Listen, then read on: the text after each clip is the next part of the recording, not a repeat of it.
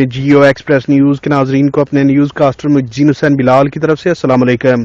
خبر شامل کرتے ہیں ضلع منڈی بہاؤدین سے، جہاں ٹک ٹاک بناتے ہوئے چرونڈ کے قریب نہر RQ لنک میں ڈوب کر جاں بحق ہونے والے نوجوان کی 27 دن بعد لاش برآمد کر لی گئی۔ مقامی افراد نے لاش نہر سے نکال کر ورثاء کے حوالے کر دی۔